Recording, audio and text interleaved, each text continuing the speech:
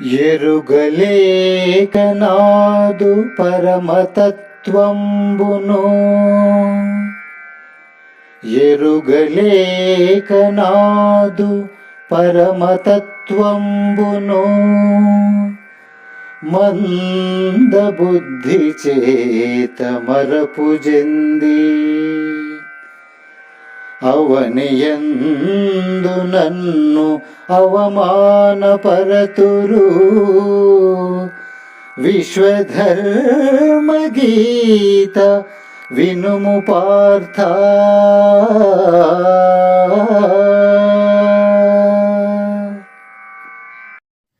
అర్జున, లోక కళ్యాణమునకై నేనీ లోకమున అవతరించుచుందును.